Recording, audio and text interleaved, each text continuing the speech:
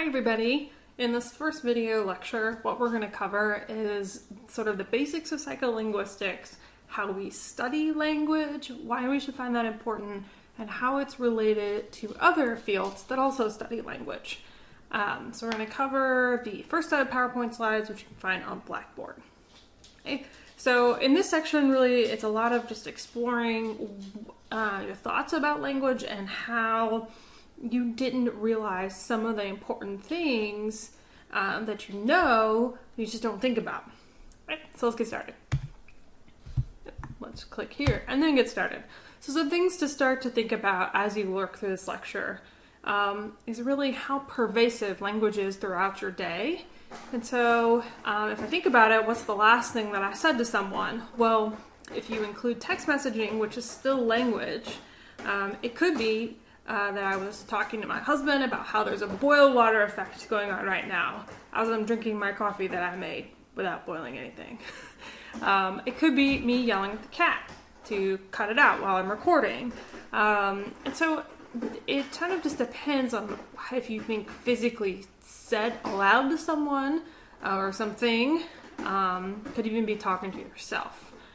The last thing I wrote down, writing is still common mostly because some people just like to write, but if you think about how pervasive technology is in our daily lives, then writing something down could be typing an email, texting your friend, or it could be literally writing. And those have different pathways in the brain because we're using different muscle memories. So how does language interact with those pieces for me using my hands in different ways? Okay, the last thing that I heard, well, right now it's the cat scratching on the couch, but it could be that I heard my neighbor come over to tell me that we need to boil our water. It could be the last thing I heard, like I read, would be text messages from friends. So that also depends. So to me, the interesting part about studying language is also the way that we interact with it and how much that has changed even in just my lifetime. So exactly how did I do all of these things? So we're going to cover not only the structure of language in your brain, but also the conceptual pieces here that allow you to actually talk that is different from, let's say, animal language. So, if you were to say your name, biologically, what do I need to be able to do that? Well, I have to have the brain components that coordinate all of those actions. So the motor muscle movements here in the primary motor cortex that coordinate a lot of the movements. I have to have the parts of the brain that understand language themselves. I have to have the parts of the brain that pull that information from memory. What is my name? Physically speaking, I have to have the mouth, the tongue, and a larynx. And the larynx becomes very important later because it's what really controls language in humans. But we'll spend some time talking about the International Phonetic Alphabet and how things are actually voiced. So you've never thought, probably, unless you are a musician, a singer especially, or you're in communication sciences, about all the different ways that things are voiced. So do they vibrate? Do they not vibrate? Where's the tongue placed in the mouth? So one cool thing about these videos is you'll get to see all of my animals, more than likely because they wander in and out as I record from home. So back to biology. So I've got to have all those biology components to be able to physically speak. Cognitively, which is not totally separate from biology because you can't really have thoughts without your brain. But we're talking about the brain structure and how Broca's and Wernicke's area work, and then all the other pieces that are related to those. But we're also going to talk about, just in general, the idea of language. So we have to have a symbol system that conveys meaning. And that's going to be an important component, is getting that language is a symbol system. And they're abstract symbols. This is that rose by any other name idea. But that becomes really interesting when we consider cross-language similarities, and then how stop signs communicate even if they don't have the word stop literally. So when we move beyond thinking of language as only words, then we really get into something else. Word order is super important. We'll spend most of the year talking about frequency. Word frequency is the cause for almost everything. And word order in English. Not all languages are focused on word order, but English word order is a primary determinant of meaning and understanding. And then getting back into people in a global society socially. So if I am talking to other people or talking to you through the computer, what did I need to be able to tell you that I'm Dr. B? So it's a knowledge of other people and what the rules are. So we'll talk about pragmatics a little bit. So what are the social rules involved with language? How do I work within an attitude structure about language? So when you meet someone new, you try not to say anything super offensive unless that's your personality. But generally people change their language to interact with them. Or if you're interacting with your boss, let's say, you're going to interact differently than if you're hanging out with your friends. So one of the things I have people try and do is just make a list of all the tasks that you've used language for within one day. And it is an impressive list. As if you think about singing to yourself in the shower, thinking thoughts, telling the cats to knock it off, ordering lunch, watching TV, texting your friends, Snapchatting your friends, 600 Facebook, Instagram apps. There's kind of a lot that we use language for throughout the day. And there's pretty much no part of your day that you can avoid using it because it is part of our sort of cognitive being. And so it's sometimes difficult to separate cognition, thinking, and language because the way that we tend to think... Sorry, the cat just fell off the table. The way that we like to think is through language. So we have a structure that helps us with thinking, and so sometimes it's difficult to separate those two things. But as part of one of the things that you'll do, you'll actually do this task and try to estimate how much you were doing things throughout the day. So reading, writing, talking to other people, and you'll be amazed. And the next question I like to pose to people is like, what is the purpose of this symbol system? What is the purpose of having language? Because we can mostly acknowledge that our language is different than animal language. So we'll get into a section whether we can argue whether or not animals actually have the language just like we do. But what is it? What is the purpose of our language? Why do we have that? So evolutionarily, why did that become a thing? Most people pick communication. It helps us express emotions. We'll talk a little bit about body language, not too much. Social interaction. So some big anthropology theories for we need language as a way to survive, because if I can tell you where the food is, you can help me, build something. It's just primarily for sound. It helps us control our environment. So this is for safety features. So if you're yelling at someone not to walk on the road, or if you think sort of even further back evolutionary wise about telling people where the dangers were in your environment. You can record facts, although beginning to believe in this political season that facts are not necessary, right? Allows us to think. And then humor. So humor is an important component of language and our cognition that often gets overlooked. All right. So with language's purpose, generally people pick communication as the primary number one purpose, because a lot of the other subcomponents fit into that larger piece. So let's say my dog started barking and they want to go outside. Well, they bark just because they want to get on my nerves, but let's say that they're wanting to go outside. Is that still communication in the same sense of our communication, where I'm talking and conveying information to you? So it does convey information, but is it the same type of thing that we think of as language? So generally communication, conveying and exchanging information. It is a social activity. It often is goal-oriented. So when you interact with someone, you have a purpose. Even if you think, oh, I'm just hanging out with my friends, that's still a purpose of interacting with that person. And an interesting idea we'll get into, this is often called linguistic determinism, is that the form of our language, the way that it is structured, the words themselves shape our perception. So everyone's heard of the Eskimo study, where Eskimos have more words for snow than, let's say, Texans.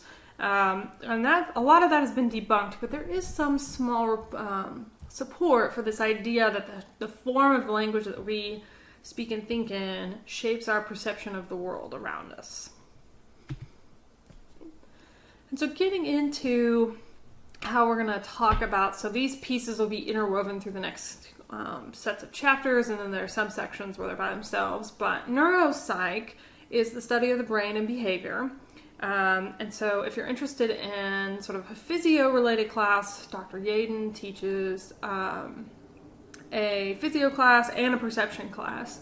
But we're going to look at like specifically the output behaviorally being language and the brain components and how those are linked together. Linguistics, which is a class you can take over in the English or anthropology department, is the study of language by itself. So it's a study of the actual language. So grammar, syntax, words, phonemes, like the structure of the language itself. So what we're going to do in psycholinguistics is take those two things and combine them together so that we're studying the language and the person using that language. Okay, so that's what's on this slide. So it's a psychological processes involved in language or language and the individual. So we're taking that neuropsych stuff because you can't pretty much talk about language without talking about the brain, and taking the study of the structure of the language, especially syntax. Syntax and semantics are really interesting components to study, and we're merging them together. So we're studying language in the brain, but focused on the individual using it. Because it wouldn't be psychology without being studying the individual.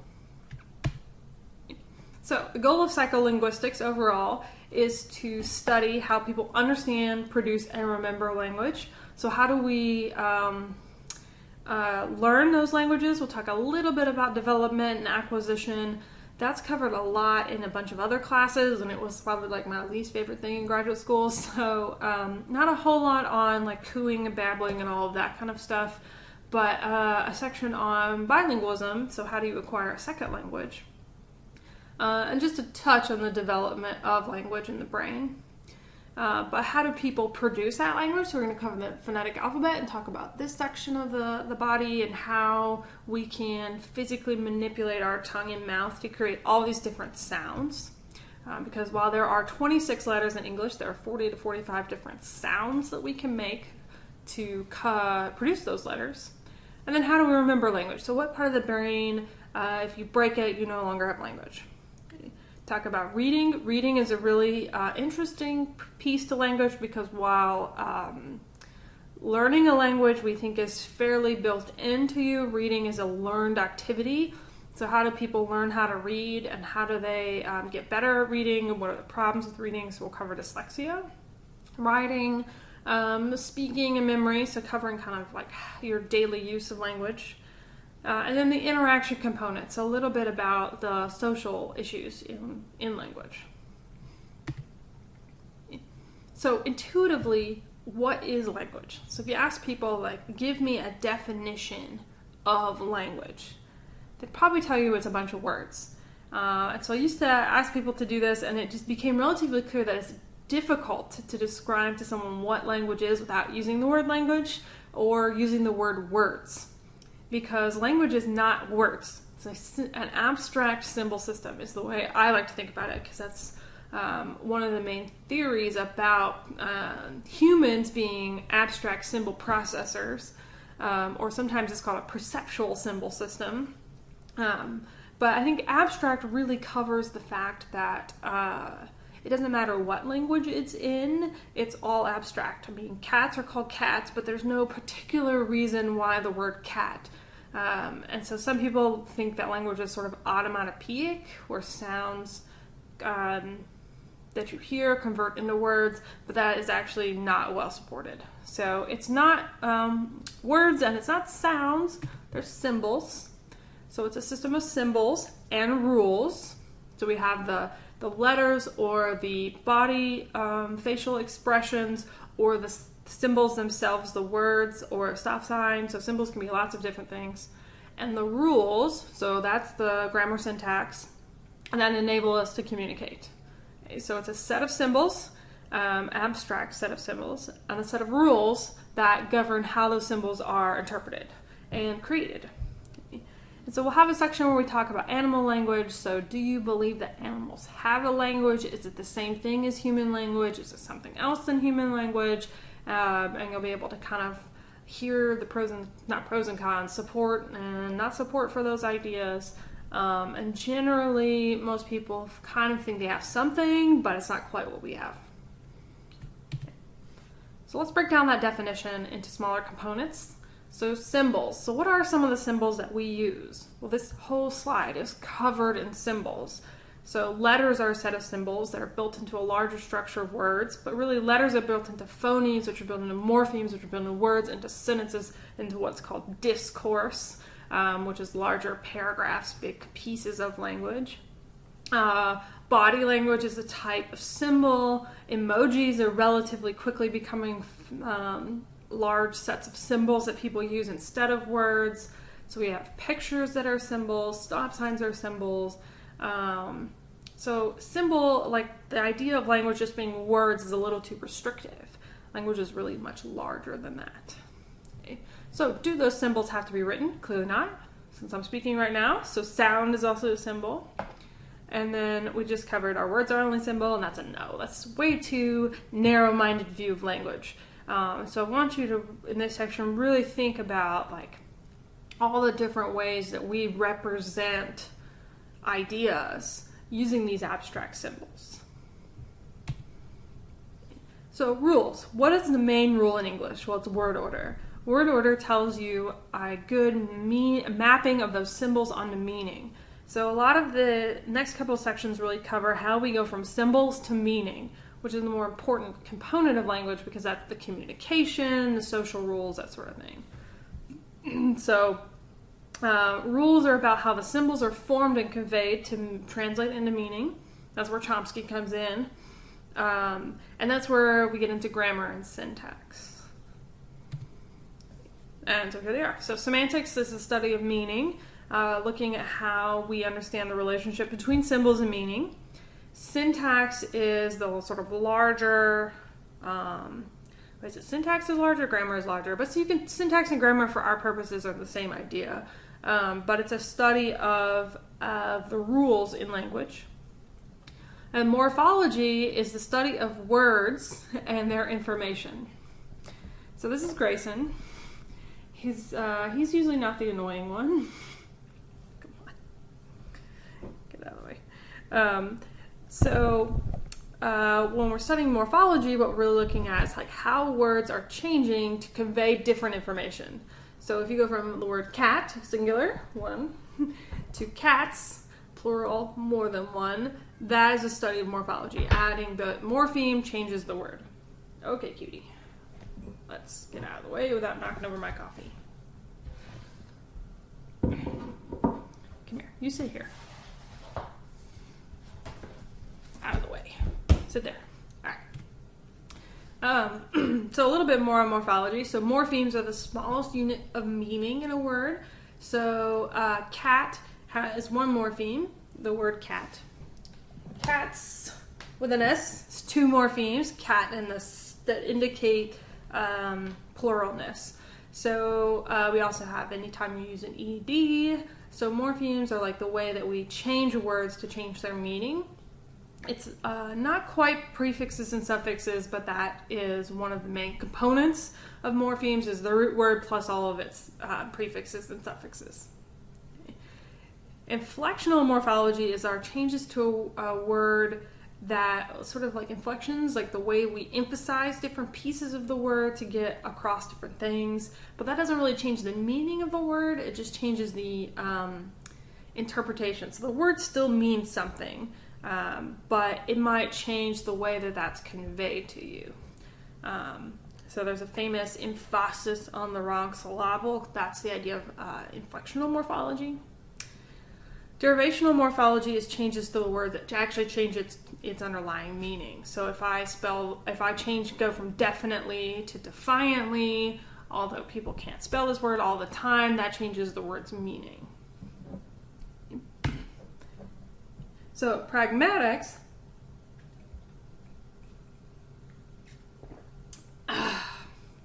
is the study of the language, the use of the language. Will you go away? So pragmatics is the way that we use language. And this to me has been really interesting given the rise of like Facebook ads and you won't believe what happens next. And I think we're all a little sick of like these phrases that we see over and over and over again. But when they first came out and people first started using them, that really was a way to capture people's attention because they were pragmatically very useful phrases of like attention capture. Pragmatics also covers like knowing when to curse, and when to, in church, what to say. So it's the social rules in language. And then we can get down into what is more generally more in like a linguistics class and not psychology, is phonetics. So it's the study of sound in language. So this is a spectrogram, so the way that the sounds actually work. And phonology, which is the study of the sounds in language, or the study of phonemes. And a lot of people study phonemes, and our understanding of phonemes that's different than actually studying the sound related to the phoneme. So peaks and formants and all this interesting stuff. But we're not going to spend a whole lot of time on that. We'll talk about phonemes a lot, but not the actual physical sounds like these kind of pictures. All right, so if we've decided that language is a lot of words, which we didn't, we said that was too limiting, but let's talk about words. Definition of a word, which is a little hard to do sometimes, is that it is a unit of language, or if you want to get like into the very technical definition, it's the smallest unit of grammar, so the smallest unit of rules that can stand alone as a complete utterance separated by spaces, so breathing. Now, if you've ever watched a movie in a foreign language you didn't speak, it's quite clear that people don't breathe when they talk, and they don't put pauses between words. But really interestingly, the language that we speak, we hear the pauses, we hear the space between words because of our understanding of phonemes and morphemes, but people aren't actually speaking those spaces. So we'll get into that a little more when we talk about bilingualism and how once you get to be more and more fluent, you'll hear those spaces more often. But a word is the smallest unit of grammar. It's the smallest symbol that can sort of stand alone as its own utterance. Now, if you just walked up to someone and went, cheese, I would be with you 100% because I love cheese. But they might be like, and. So if you just walk up to someone and say either noun or verb, they're going to be kind of like, all right. Because that doesn't fit within the social pragmatic rules of language. But if we want to study words, we do have to have a definition for them. Okay.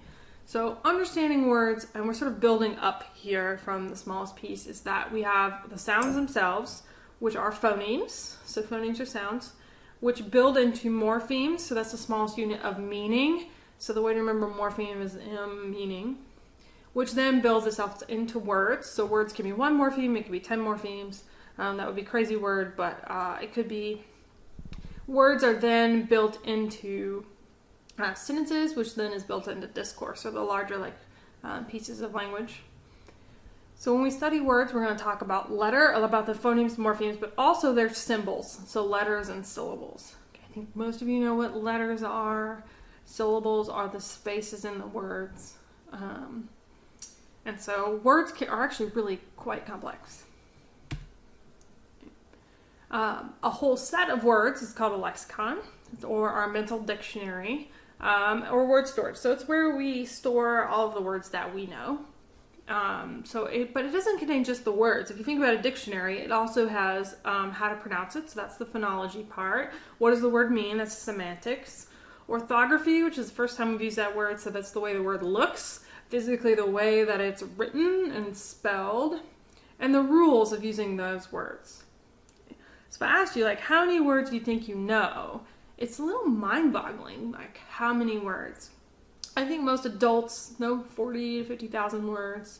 The more you gain in expertise in any one particular thing, the more words you know, because expertise requires you to know more of those words. But we'll talk a little bit about how many words people tend to learn through during development. And this to me is probably one of the most interesting pieces of studying language. But what new words have been added in your particular lifetime? Well, certainly the Facebook is a word now. Hashtag in the way that we use it. The other day I was trying to describe the pound symbol, and I was like, that hash thing with the and the person was like, a hashtag? I was like, yeah, but it's not called a hashtag. It's like a something else. And they're like, the pound symbol is like the number symbol, that thing. So understanding how words have changed over time and what their different meanings are. So it's the same symbol, but now it has different meanings depending on which word you pair with it. This is brilliant. If you just Google new words, Merriam-Webster, they'll show you what words they've been adding to the dictionary.